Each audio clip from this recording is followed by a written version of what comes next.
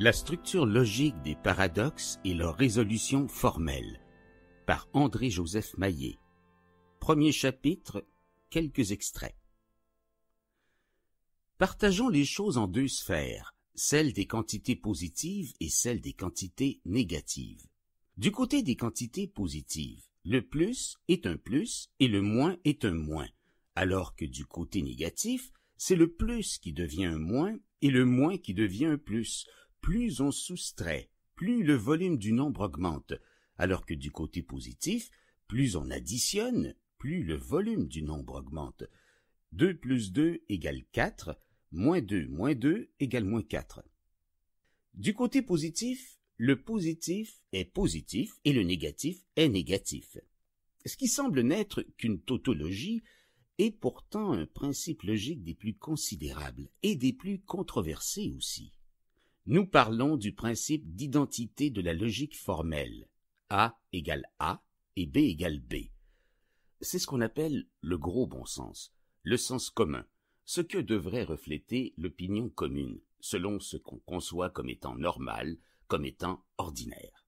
En contrepartie, les valeurs négatives vont à l'encontre de ce principe d'identité et de non-contradiction, à l'effet que c'est A qui devient B et que c'est B qui devient A. On a donné à ce qui se prononce contre l'opinion commune, c'est-à-dire celle des valeurs positives, le nom de paradoxe. En ce sens, un paradoxe désigne ce qui est insensé, ce qui est absurde. En effet, nous verrons qu'il n'existe aucun paradoxe positif. Tous les paradoxes sont générés par les valeurs négatives.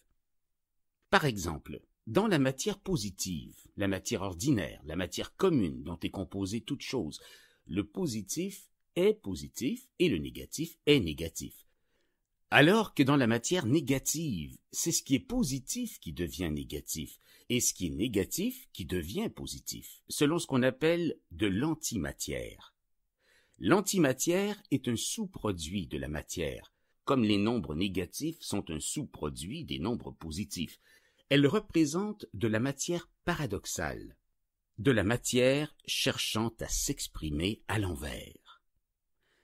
Par conséquent, l'antimatière est stérile, et on ne peut espérer aucune structure complexe qui soit faite d'antimatière. Tout ce qui est paradoxal et anti n'existe qu'au niveau des valeurs négatives. Rien de cela n'existe dans les valeurs positives. De fait, tous les paradoxes temporels sont générés par un voyage dans le passé.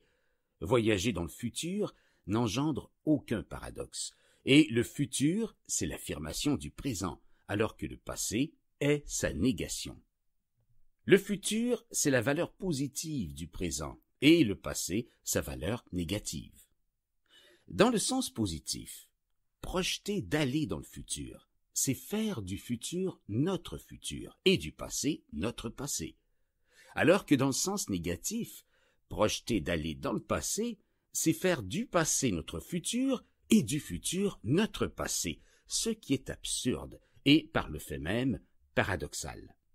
Donc, tous les paradoxes temporels sont générés par les valeurs négatives, par un voyage dans le passé, et cette notion temporelle est, du point de vue physique, stérile et sans avenue.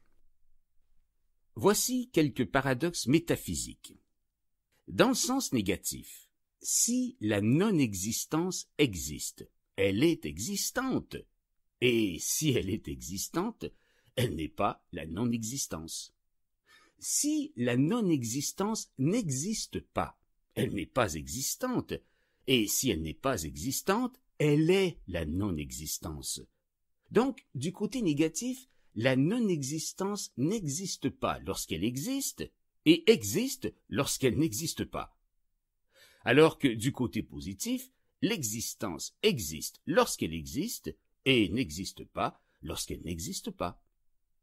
Pareillement, si nulle part existe, il est quelque part.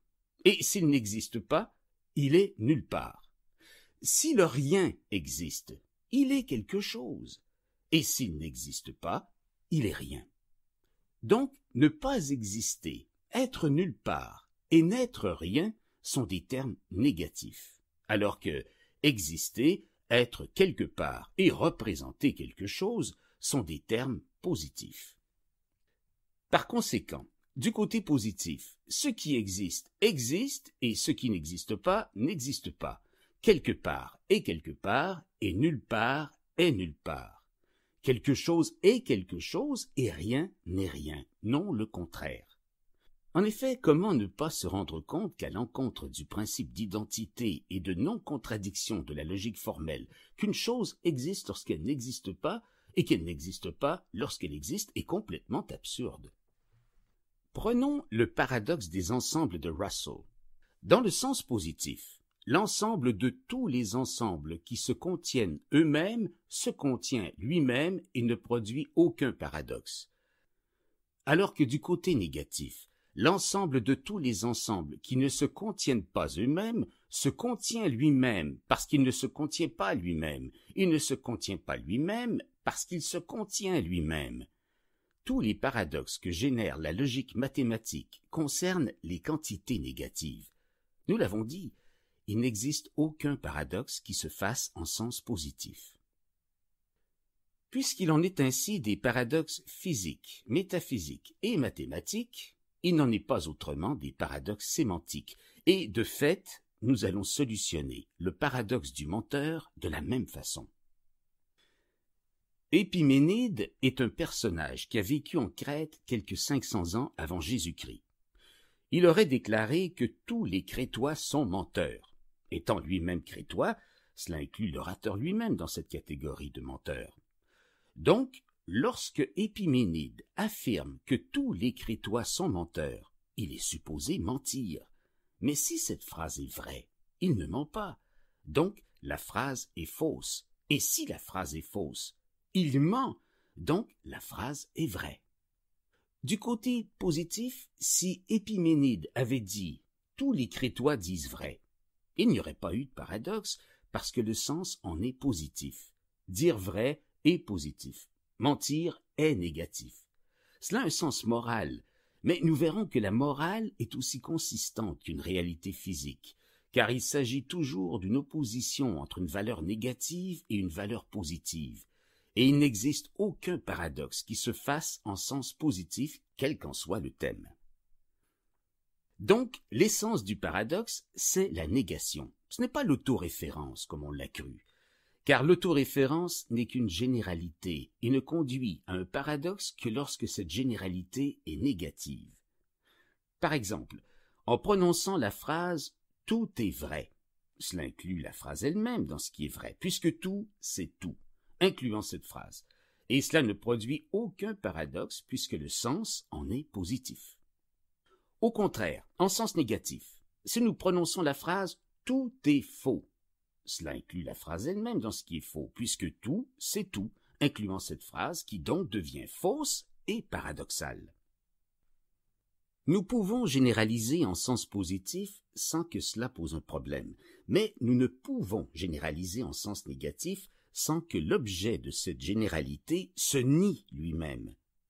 On parle donc d'auto-négation, d'auto-référence en sens négatif, alors que l'auto-affirmation, ou l'autoréférence en sens positif, n'est jamais paradoxale, puisque l'objet de cette généralité positive s'affirme comme tout le reste. Ainsi, l'autoréférence est une généralité qui débouche sur un paradoxe que si cette généralité est négative, puisque l'essence du paradoxe, c'est la négation elle-même. Dans le sens positif, le positif est positif et le négatif est négatif. Le vrai est le vrai et le faux est le faux. On y retrouve l'un et l'autre du positif et du négatif, l'un et l'autre du vrai et du faux. Alors que du côté négatif, lorsque c'est positif, ce n'est pas positif. Et lorsque ce n'est pas positif, c'est négatif. Mais lorsque c'est négatif, ce n'est pas négatif non plus. Et lorsque ce n'est pas négatif, c'est positif. Mais lorsque c'est positif, ce n'est pas positif, et ainsi de suite. Ces indécidables, tels que Kurt Gödel les désignait, ne représentent ni l'un ni l'autre du positif et du négatif. Ne cherchons pas ce qu'il y a de vrai dans un paradoxe. Un paradoxe ne laisse pas entrevoir deux vérités opposées, il n'est ni l'un ni l'autre du vrai et du faux, ni l'un ni l'autre du positif et du négatif, et son contenu ne peut être ni réfuté ni prouvé, car il existe tout en n'existant pas. Il est l'existence de ce qui n'existe pas en fait. Nous avons défini ce qu'est l'autoréférence et solutionné le paradoxe du menteur en quelques 5 minutes, ou plutôt en quelques 2500 ans et 5 minutes. Mais pourquoi, pendant des siècles et des millénaires, a-t-on été incapable de solutionner le paradoxe du menteur? La réponse à cette question est étonnante. C'est parce qu'on n'a pas su différencier un négatif d'un positif. Le fait que les nombres négatifs étaient méconnus dans l'Antiquité ainsi qu'au Moyen Âge et dans une bonne partie de la Renaissance, il est compréhensible qu'on n'ait jamais solutionné le paradoxe du menteur. Mais aujourd'hui, on n'a plus d'excuses.